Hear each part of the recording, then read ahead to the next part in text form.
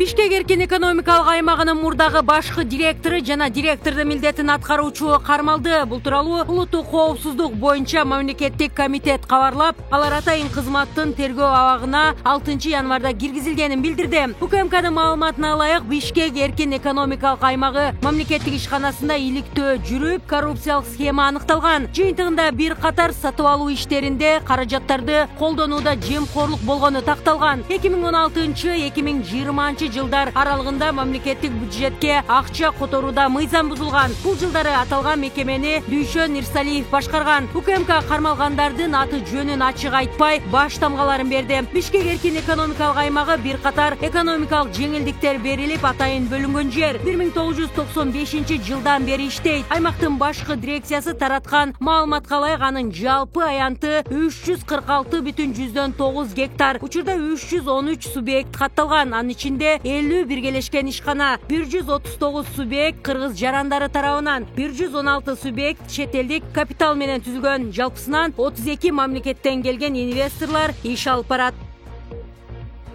УКМК Ош облусуна караштуу Кара Суу районунун Сарай айыл өкмөтүнүн башчысын кармады. Бул тууралуу атайын кызмат кабарлады. Агалай колго түшүрүлгөн адам 720 орунду мектепти курууда мамлекетке 24,209,000 сомдук зыян келтирди деп айыпталууда. Эске салсак, буга чейин аталган фактыны Кара Суу райондук прокуратурасы аныктаган. Мектептин курулушун Акмат курулуш жоопкерчилиги чектелген коомуна тапшырылып, 159,000 сомго келишим түзүлгөн. Имарат пайдаланууга 2019 жылдын 5 сентябрында берилген. Бирок Сарай айыл өкмөтү жана Акмат курулуш жоопкерчилиги чектелген коомунун кызмат адамдары мектептин курулушу боюнча аткарылган жумуштардын актыларына жалган маалыматтарды киргизүү жолу менен айрым жумуштарды жогорулатылган баада иш жүзүндө аткарылбаган жумуштарды аткарылды деп, ошондой эле айрым аткарылган жумуштарды кайталап киргизишкен. Былтыр 4 декабрда аталган факты Жазык кодексинин 320 беренесинде кызмат абалынан кыянаттык менен пайдалануу да көрсөтүлгөн кылмыштын белгилери менен каттоого алынып, сотко чейинки өндүрүш башталган. 6 январда УКМК кылмыш ишинин алкагында Сарай айыл өкмөтүнүн башчысын кармаган.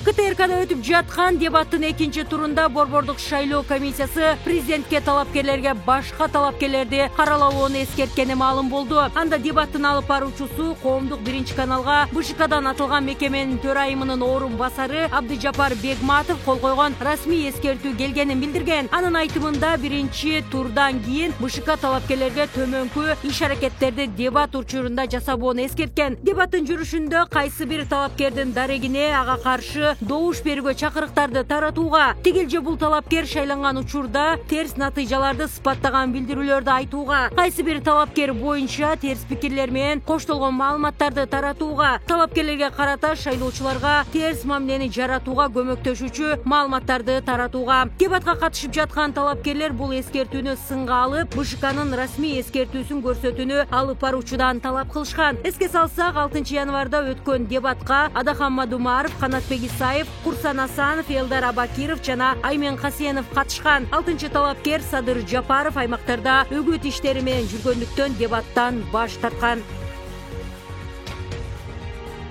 Вице-премьер-министр Максат Мамытканов 10 январдагы президенттик шайлоо жана референдум калысы өтөөрүнө 6 январда Азаттыктын эксперттер талдайт программасында ишендирди. Биз жоопкерчиликти мойнубузга алып жатабыз, таза, калыстык менен шайлоо өткөрөбүз деп убада бергенбиз. Убадабыздан тайбайбыз. Президенттик шайлоону жана референдумду өткөрүү боюнча республикалык штабтын 6 январында жыйынында да даярдык жогорку деңгээлде экени айтылган. Штабты Максат Мамытканов жетектейт. 10 январда Кыргызстанда мөөнөтүнөн мурда президенттик шайлоо жана мамлекеттик башкаруу формасын аныктоо боюнча референдум өтөт. Президенттик кызматка 17 талапкер атсалышууда. Ички иштер министрлигинин расмий маалыматына ылайык шайлоо алдындагы үгүт иштерин жүргүзүүдө 6 январга чейин мыйзам бузуу боюнча 50 факты катталды. Анын 15-и кылмыштар жана жоруктардын бирдиктүү реестерине түшүп териштирүү жүрүп жатат. Ал эми 35-и тастыкталбагандыктан мыйзам бузуу жок деп табылган.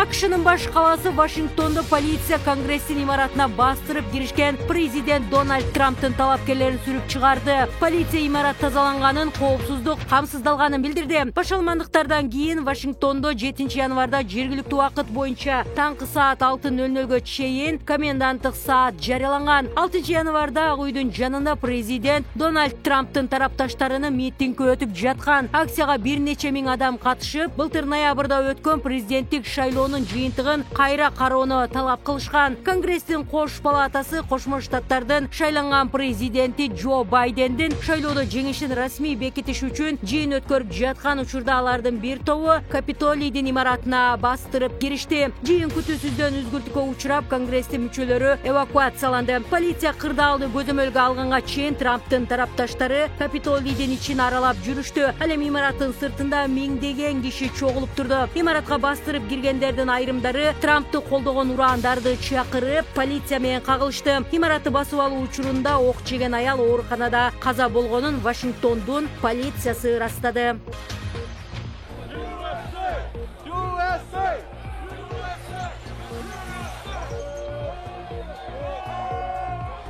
Вашингтондогу башаламандыктарга байланыштуу Кыргызстандын AQShdагы элчилиги ошол жактагы мекендештерге кайрылды. Билдирүү социалдык тармактарга жарыяланды. Бүгүн 7 январга караган түнү AQSh президенти Дональд Трамптын тарапташтары президенттик шайлоонун жыйынтыгын карай турган Сенаттын имаратына кирип барышкан. Митингчилер менен күч түзүмдөрүнүн кызматкерлери кагылышкан. Элчилик мекендештерди эл көп чогулган жерлерге алыс болуп этият жүрүүнү суранды.